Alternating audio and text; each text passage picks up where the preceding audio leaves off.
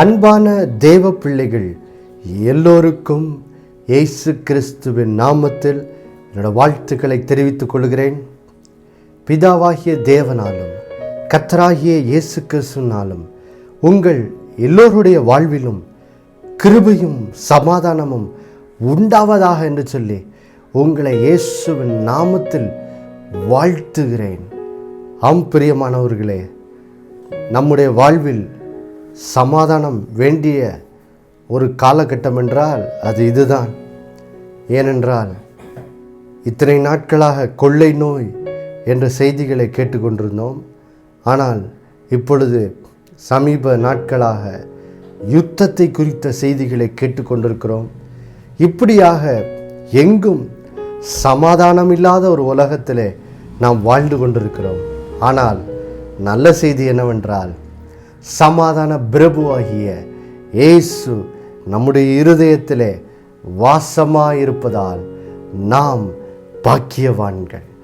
பிரியமானவர்களே, யோவான் 14:27 இயேசு சொன்னது போல, இதோ சமாதானத்தை உங்களுக்கு வைத்து போகிறேன், என்னுடைய சமாதானத்தை உங்களுக்கு கொடுக்கிறேன். பிரியமானவர்களே, இயேசு கிறிஸ்து உங்களுக்கு அவருடைய சமாதானத்தை தருகிறார். ஆதலால் இதுவரை நீங்கள் இயேசுவை ஆண்டவராய் இரட்சகராய் ஏற்றுக்கொள்ளாமல் இருந்தால், தேவ பிள்ளைகளே, இதுவே இரட்சணிய காலம், இதுவே ரட்சிக்கப்பட வேண்டிய நாளாயிருக்கிறது. இயேசுவை ஏற்றுக்கொள்ளுங்கள். ஹல்லேலூயா. தேவ பிள்ளைகளே, நாம் கடந்த மாதத்திலே ஒரு புதிய தொடர் போதனையை ஆரம்பித்தோம். வெளிப்படுத்தல் 12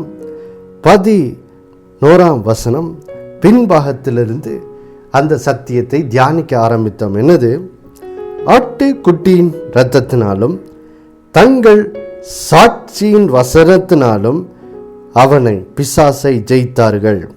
தேவ பிள்ளைகளே, நாம் உலகமெங்கும் வேதனைகள் பெருகுகிறதை கண்டு கொண்டிருக்கும் இந்த நாட்களிலே, பாருங்கள் தேவ பிள்ளைகளே, நாம் சந்தித்து கொண்டிருக்கிற இந்த போராட்டங்கள் நடுவிலே எப்படி இந்த போராட்டங்களை ஜெயித்து தேவனுடைய சித்தத்தை நம்முடைய வாழ்க்கையிலே எப்படி நாம் வெற்றிகரமாய் செய்வது என்ற சத்தியத்தை அறிந்து கொள்வது மிக மிக முக்கியம். பாருங்க, ஏனென்றால் உலகத்திலே யுத்தங்கள் மற்றும் கொள்ளை நோய் இப்படிப்பட்ட செய்திகளெல்லாம் கேட்கும்போது ஜனங்களுடைய இருதயத்தில் சமாதானம் இழந்து விடுகிறார்கள்.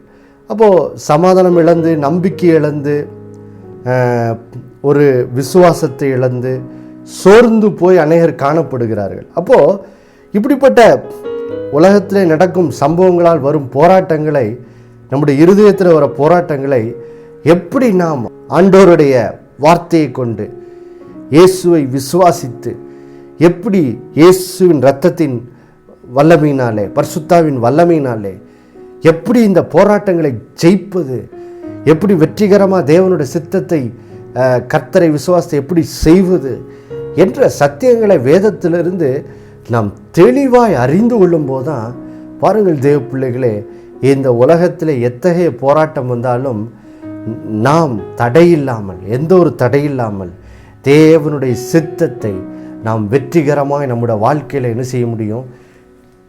செய்பவர்களாக நம்முடைய வாழ்க்கை என்ன செய்யப்படும்? காணப்படும். பாருங்கள், அப்போது அதற்காகத்தான் நாம் இந்த சத்தியத்தை வெளிப்படுத்தல் 12:11 தியானிக்க ஆரம்பித்திருக்கோம். இந்த வசனம் குறிப்பாக ஆட்டுக்குட்டியின் இரத்தத்தினாலும் தங்கள் சாட்சியின் வசனத்தினாலும் பிசாசை ஜெயித்தார்கள் என்ற இந்த வசனம், இது நமக்கு எப்படி பிசாசு கொண்டு வருகிற போராட்டங்களை நாம் ஜெயம் கொள்வது என்ற அந்த ரகசியத்தை நாம் கற்றுத்தருகிறது. பாருங்கள், என்ன சொல்லுது? ஆட்டுக்குட்டியின் இரத்தம், அதாவது இயேசு சிலுவையிலே அவருடைய இரத்தத்தை சிந்தி அவர் மரித்து உயிர்த்தெழுந்ததன் மூலம் நமக்கு சிலுவையிலே மீட்பை உண்டாக்கி வைத்திருக்கிறார். அப்போது நம்ம என்ன செய்யணும்?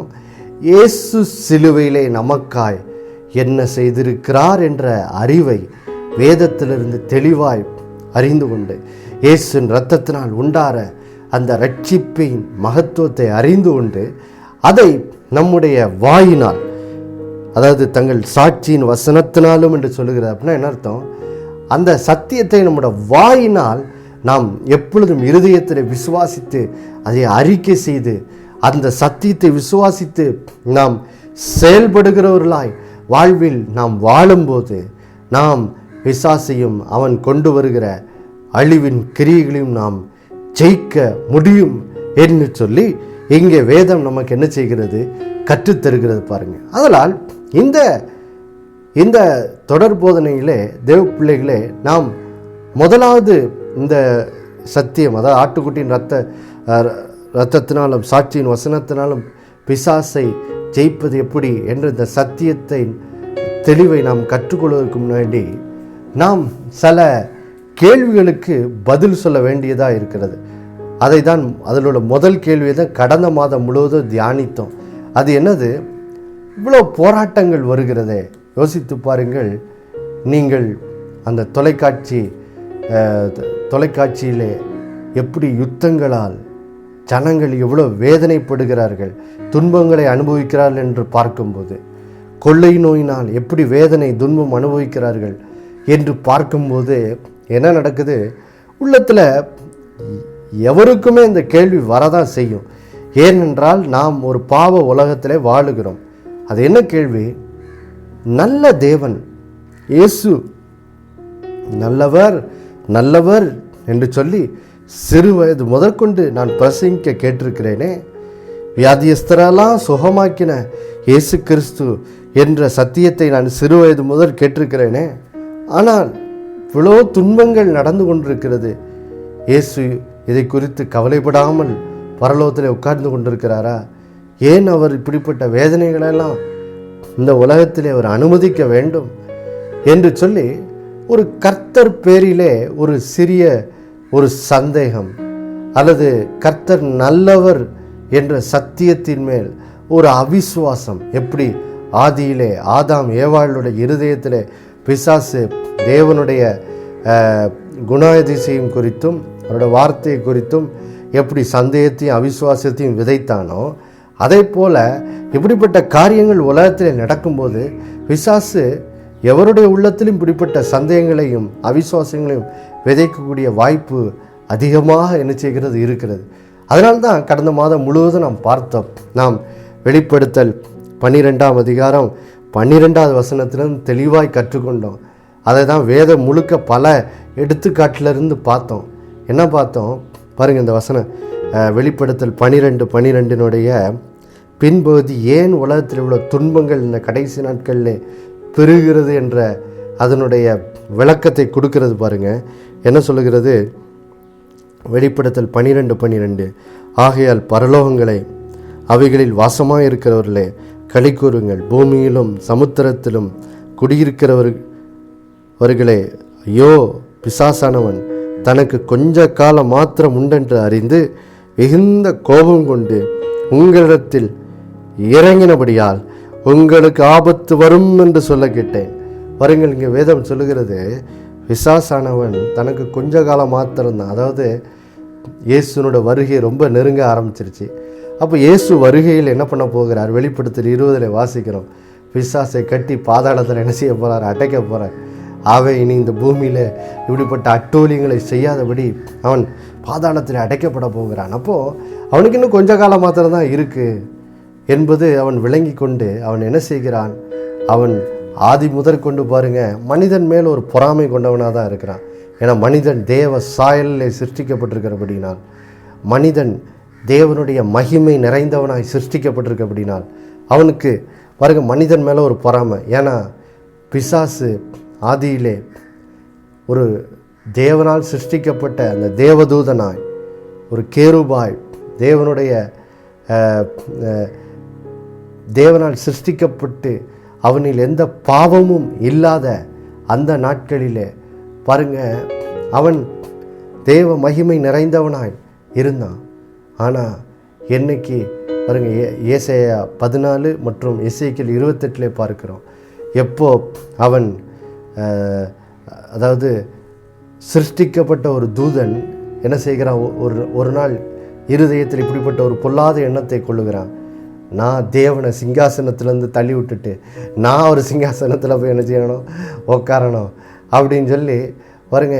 ஏன்னா எல்லோரும் தேவனை தான் ஆராதிக்கிறாங்க, எல்லோரும் என்ன ஆராதிக்கணும் அப்படின்னு சொல்லி அவனுக்குள்ளே ஒரு நாள் ஒரு மேட்டிமை சிந்தை, ஒரு பெருமை உள்ளே வருகிறது, பாவ சிந்தை வருகிறது.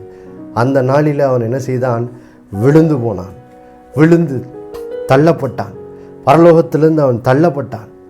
அப்போது தள்ளப்பட்ட போது என்னாச்சு, அவன் தேவனால் சிருஷ்டிக்கப்பட்ட அந்த தேவ தூதனாக இருந்த நாட்களில் அவனிடத்தில் இருந்த அந்த எல்லா மகிமையும் என்ன செய்தான், இழந்து போனான், எல்லாவற்றையும் இழந்து போனான், பாதாளத்துக்குரியவனாய் மாறினான். அப்போது அதனால தான் பாருங்கள், அவனுக்கு இப்போது மனிதர்கள் மேலே என்ன செய்கிறது, ஒரு பொறாமை இருக்கிறது.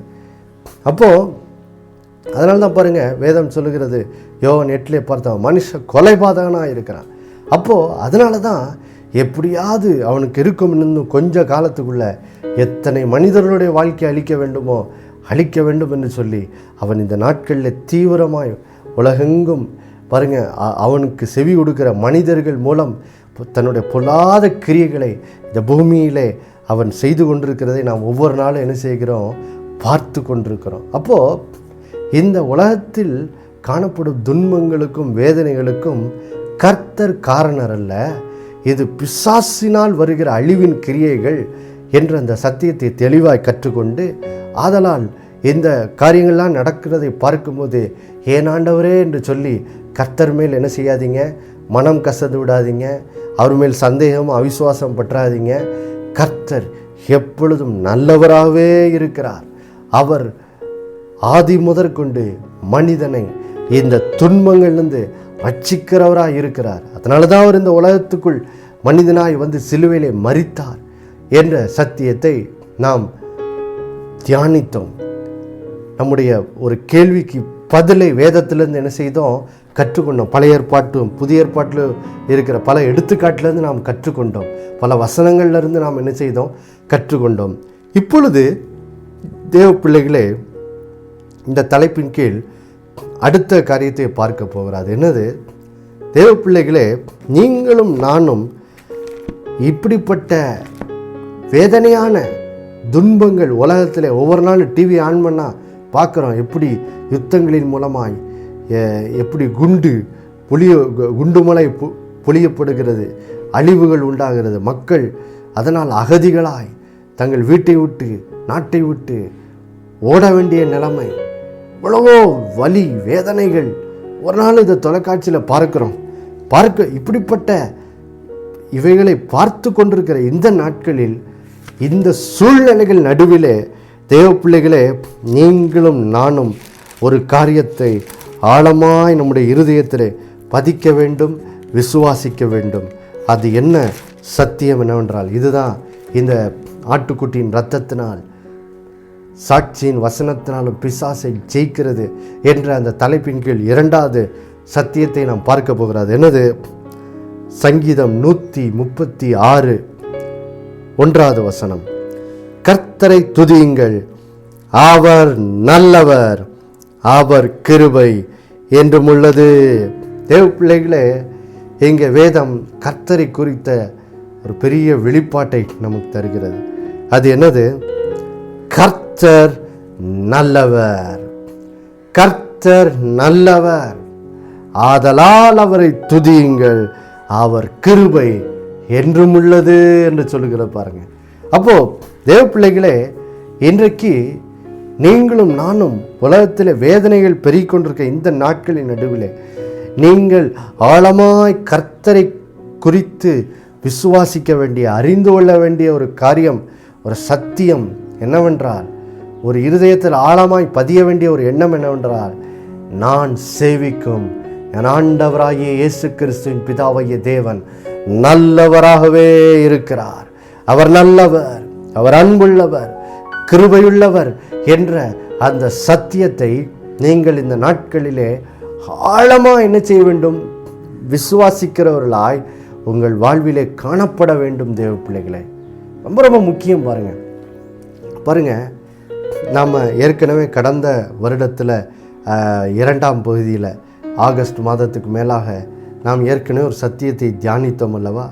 நீ விசுவாசித்தபடி உனக்கு ஆக கடவுது என்று சொல்லி. அந்த சத்தியத்தில் பார்த்த எப்படி நம்ம இயேசுவை குறித்து என்ன புரிஞ்சு விசுவாசிக்கிறோமோ அதை தான் நம்ம வாழ்க்கையில் அனுபவிப்போம் என்று சொல்லி, எப்படி இயேசு இரக்கமுள்ளவர், அதிகாரமுள்ளவர், வல்லமையுள்ளவர் என்ற சத்தியத்தை நாம் வேதத்தில் உள்ள பல இயேசு செய்த அற்புதங்கள்லேருந்து நாம் தியானித்தோம். தேவ பிள்ளைகளே, நாம் இயேசுவை குறித்து, நம்முடைய கர்த்தரை குறித்து என்ன அறிந்து வைத்திருக்கிறோம், என்ன நம்புகிறோம் என்பது ரொம்ப ரொம்ப முக்கியம். பாருங்கள், என்ன எண்ணுகிறோம் என்பது ரொம்ப ரொம்ப முக்கியம். ஏனென்றால் தேவ பிள்ளைகளே, நான் ஒரு அருமையான ஒரு வசனத்தை வாசிக்கிறேன். பாருங்கள், இந்த வசனம் ரொம்ப ரொம்ப ஒரு முக்கியமான ஒரு வசனம். நம்முடைய நாம் கர்த்தரை குறித்து என்ன எண்ணுகிறோம், அவர் எப்படிப்பட்டவர், அவர் நல்லவர், அவர் கிருபையுள்ளவர் என்பதை நான் விசுவாசிக்கிறேனா, அப்படிதான் நான் எண்ணுகிறேனா என்பது, இப்படி நீங்கள் எண்ணி விசுவாசிப்பது எவ்வளவு முக்கியம் என்பதை இந்த வசனம் நமக்கு எடுத்து காட்டுது. பாருங்கள், நீங்கள் கர்த்தர் தான் இந்த பொல்லாப்பெல்லாம் இந்த உலகத்தில் கொண்டு வராரு, கர்த்தர் தான் இந்த வேதனைகளுக்கெல்லாம் காரணராக இருக்காரு, இப்படி நீங்கள் நம்பக்கூடாது. இப்படிப்பட்ட தவறான எண்ணங்கள் உங்கள் மனதிலே காணப்படக்கூடாது என்பதையும் உணர்த்துகிற ஒரு அருமையான வசனம். பாருங்கள், இது வாசிக்கிறேன். பாருங்கள், ரோமர் 8ஆம் அதிகாரம் 6வது வசனத்தை நான் வாசிக்கிறேன். ரோமர் 8:6, மாம்ச சிந்தை மரணம், ஆவின் சிந்தையோ ஜீவனும் சமாதானமாம். மறுபடியும் வாசிக்கிறேன். மாம்ச சிந்தை மரணம், ஆவியின் சிந்தையோ ஜீவனும் சமாதானமாம். பாருங்கள் தேவ பிள்ளைகளே, எங்கே இந்த வசனத்தில் ஆண்டவர் 2 சிந்தைகளை பற்றி பேசுகிறார். ஒன்று மாம்ச சிந்தை, அதாவது ஒரு பாவ மனுஷன் எப்படி எண்ணுகிறான் என்ற சிந்தையும், அடுத்தது ஆவியின் சிந்தை, ஒரு ரட்சிக்கப்பட்ட மனிதன், இயேசுவை ஆண்டவராக இரட்சகராக ஏற்றுக்கொண்ட மனிதன் எப்படி சிந்திக்கிறான் என்பதையும் இங்கே வேதம் ஒப்பிடுகிறது. அங்கே வேதம் சொல்லுகிறது, நீங்கள் இந்த உலகத்தாரை போல, ஆண்டவரை அறியாத மனிதர்களைப் போல மாம்ச சிந்தை உடையவர்களாய் இருந்தீர்கள் என்றால் உங்கள் வாழ்க்கையிலே நீங்கள் மரணத்தை தான் என்ன செய்வீர்கள், அனுபவிப்பீர்கள். அதாவது மரணத்தின் வல்லமை நம்முடைய வாழ்க்கையை ஆளுகை செய்வதை தான் நாம் அனுபவிப்போம் என்று இந்த வசனம் சொல்லுகிறது. பாருங்கள், மரணத்தின் வல்லமை அனுபவிக்கிறது உடனே அவங்க மரித்து போவாங்க அப்படின்னு கிடையாது. மரணத்தின் வல்லமை என்றால் என்ன அர்த்தம்? வியாதி, கவலை, துக்கம், பயம், திகில், இப்படி இதெல்லாம் பாருங்கள், இதெல்லாம் மரணத்தின் வல்லமையின் ஆளுகை ஒரு மனிதனோட வாழ்க்கையில் இருக்கும்போது அவன் பயம் நிறைந்தவனாய், திகில் நிறைந்தவனாய் என்ன செய்வான், காணப்படுவான். அவனுடைய இருதயத்தில் சமாதானமே என்ன செய்யாது, இருக்காது. அப்போது தேவ பிள்ளைகளே, இங்கே வசனம் சொல்லுகிறது, நீங்கள் உலகத்தாரை போல சிந்திப்பவர்களாக இருந்தால். உலகத்தார் எப்படி சிந்திக்கிறாங்க? அதான் இப்படிப்பட்ட உலகத்தில் துன்பங்கள், யுத்தங்கள், கொள்ளை நோய்கள் நடக்கும்போது உலகத்தார் என்ன சொல்கிறாங்க? பாருயா, கடவுள் தான் இந்த இந்த இந்த வேதனைக்கு காரணம், இன்ப துன்பத்துக்கு அவர் தான் காரணம். ஏன் கடவுள் என்ன இப்படி போட்டு துன்பப்படுத்துகிறான்னு தெரில, வாதிக்கிறாருன்னு தெரில, நான் நல்லா இருக்கிறது அவருக்கு பிடிக்கலையா? இப்படி உலகத்தான் என்ன செய்கிறான், எண்ணுகிறான். இப்போது நீங்கள் இயேசுவை ஆண்டவராக இரட்சகராக ஏற்றுக்கொண்டிருக்கலாம். ஆனால் ஏற்றுக்கொண்டிருந்தோம், கர்த்தர் தான் எனக்கு இந்த வியாதியை கொடுத்தாரு, கர்த்தர் தான் எனக்கு இந்த ஏதோ என்னை என் வாழ்க்கையை சரிப்படுத்துறதுக்காக இந்த வியாதியை கொடுத்து வேதனை பாதை வழியே என்னை கடந்து போக வச்சு என்னை ஏதோ சிச்சித்து கொண்டு இருக்கிறார். இப்படியெல்லாம் கர்த்தர் தான் என்னை வேதனைப்படுத்திக்கிட்டு இருக்காரு அப்படின்னு சொல்லி, கர்த்தர் தான் என்னை துன்புறுத்துகிறவர், இந்த துன்பங்களுக்கெல்லாம் அவர் தான் காரணர் என்று சொல்லி உலகத்தாரை போல நீங்கள் எண்ணிக்கொண்டிருந்தால், தேவ பிள்ளைகளே, உங்கள் வாழ்க்கையிலே நீங்கள் பாருங்கள், இந்த மரணத்தின் வல்லமையால் தான் என்ன செய்வீங்க, ஆளுகை செய்யப்படுவீங்க. அப்படின்னா என்ன அர்த்தம்? உங்கள் வாழ்க்கையிலே பயம்தான் ஆளுகை செய்யும். உங்கள் வாழ்க்கையிலே துக்கம்தான் ஆளுகை செய்யும். உங்கள் வாழ்க்கையிலே கொடுமையின் எண்ணங்கள் தான் ஆளுகை செய்யும். சமாதானமே வாழ்க்கையில் என்ன செய்யாது, இருக்காது பாருங்க. ஏன்னா இங்கே வேதம் தெளிவாக சொல்லுது, மாம்ச சிந்தை மரணம் என்று சொல்லி. அப்போது நீங்கள் கேட்கலாம், அப்போ நான் எப்படிப்பட்ட எண்ணமுடையவனாக இருக்கணும்? அதான் இங்கே ஆண்டவர் சொல்கிறார், ஆவியின் சிந்தையோ ஜீவனும் சமாதானம்மா. ஆம் பிரியமானவர்களே, உங்களோட வாழ்க்கையில் உலகமெங்கும் சமாதானம் இல்லாமல் இருக்கும் இந்த நாட்களில் நீங்கள் உங்கள் வாழ்க்கையிலே சமாதான பிரபுவாகிய இயேசுவை அனுபவிக்க வேண்டுமா? அப்போது நீங்கள் பாருங்க, ஆவியின் சிந்தை உடையவர்களாக இருக்கணும். ஆவியின் சிந்தை உடையவர்கள் என்ன சொல்கிறாங்க?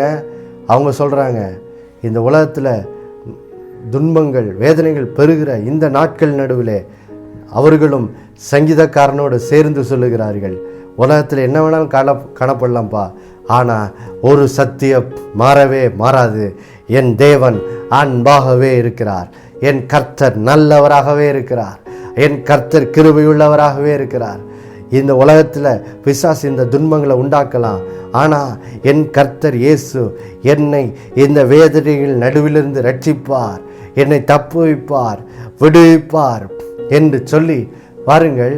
இப்படி கர்த்தரை குறித்த சரியான எண்ணம் உடையவர்கள்தான் ஆவியின் சிந்தை உடையவர்கள். இப்படிப்பட்ட சிந்தை உடையவர்கள் வாழ்க்கையில் என்ன அனுபவிப்பார்கள்?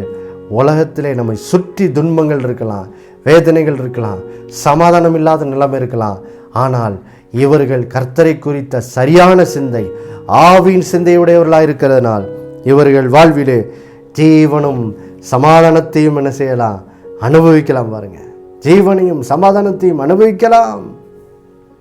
ஆம் பிரியமானவர்களே, இதுதான் வேத சத்தியம், இது உண்மை, உண்மை. பாருங்க தேவ பிள்ளைகளே, இது இது இது உண்மைங்கிறது எப்படி தெரிகிறது?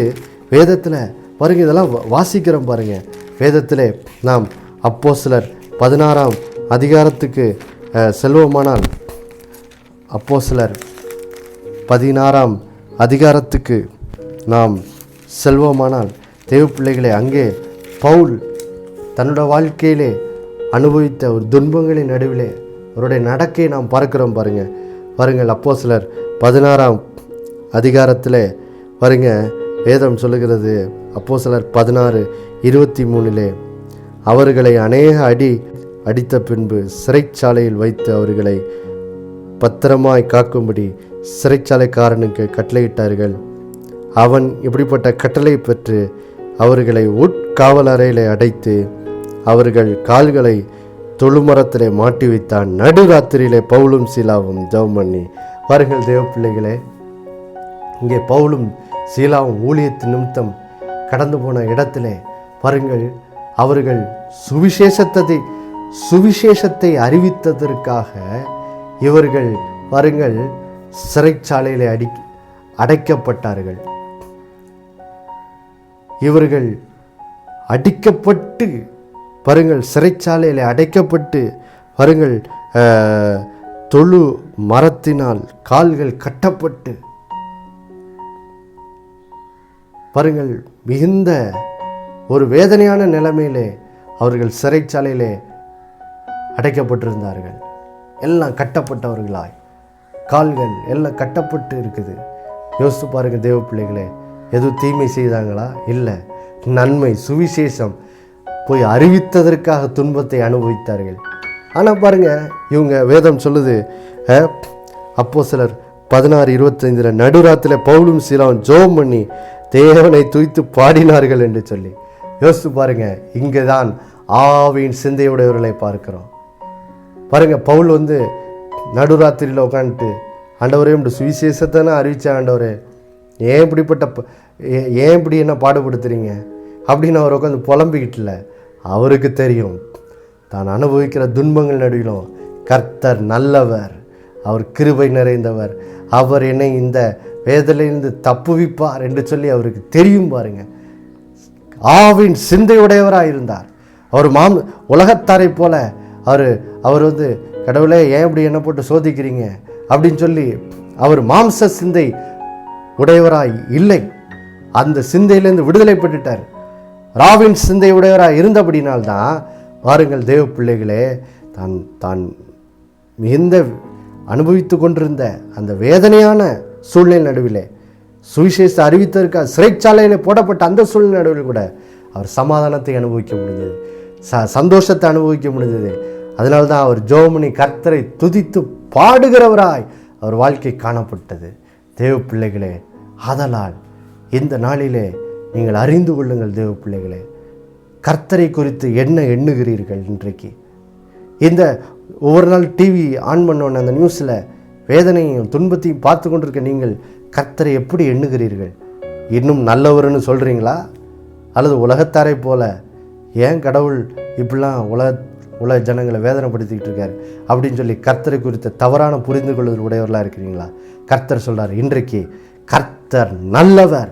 சங்கீதம் 136 சங்கீதக்காரோடு சேர்ந்து சொல்லுகிறவர்களாக உங்கள் வாழ்க்கை காணப்படட்டும். கர்த்தர் நல்லவர், அவர் கிருபை என்றும் உள்ளது என்று சொல்லி நீங்கள் விசுவாசிக்கும் போது நீங்கள் துன்பங்கள் நடுவிலே கூட பவுலை போல சமாதானத்தையும் ஜீவனையும் அனுபவிக்கிறவர்களாக இருப்பீர்கள். அல்லேலூயா. நாம் ஜெபிக்கலாமா? அன்புள்ள பரலோக பிதாவே, ஆண்டவராகிய இயேசு கிறிஸ்துவின் நாமத்தில் சமூகத்தில் வருகிறோம் அப்பா. ஆண்டவரே, இந்த நாளிலே ஒரு அருமையான காரியத்தை எங்கள் கற்றுக் கொடுக்க ஆரம்பித்திருக்கிறீர். இந்த உலகத்தில் காணப்படும் துன்பங்களின் நடுவிலே நான் நல்லவர் என்பதை நம்பு, நான் கிருபை நிறைந்தவர் என்பதை நம்பு, நான் தப்புவிக்கிறவர் என்பதை நம்பு என்று சொல்லி நீர் ஆவின் சிந்தையுடையவர்களாய் நாங்கள் இருக்கும்படி இந்த நாளிலே எங்களுக்கு கற்றுக் கொடுக்க ஆரம்பித்திருக்கிறேன். ஆண்டவரே, இந்த நாளில் இந்த வசனங்கள் மூலமாக தங்களுடைய இருதயத்தில் பேசுவீராக, தங்களுடைய இருதயத்தின் நம்பிக்கையில் ஒரு மாற்றத்தை உண்டு பண்ணுவீராக. மாம்ச சிந்தையிலிருந்து விடுதலை உண்டாகட்டும். உலகப்பிரகாரமான கர்த்தரை குறித்த தவறான சிந்தையிலிருந்து விடுதலை பெற்று உடைய பிள்ளைகள் ஆவின் சிந்தையுடையவர்களாய் மாறட்டும் ஆண்டவரே. அதன் மூலம் உடைய பிள்ளைகளோட வாழ்விலே ஜீவனும் சமாதானமும் அனுபவிக்கட்டும். குடும்பங்களை சமாதானம் உண்டாகட்டும் ஆண்டவரே. பயம் நீங்கி சமாதானம் உடையவர்களாய் இருப்பார்களாக இயேசுவின் நாமத்தில். செய்ததுக்காய் ஸ்தோத்திரம். இயேசுவின் நாமத்தில் ஜெபிக்கிறோம் நல்ல பிதாவே. ஆமேன், ஆமேன்.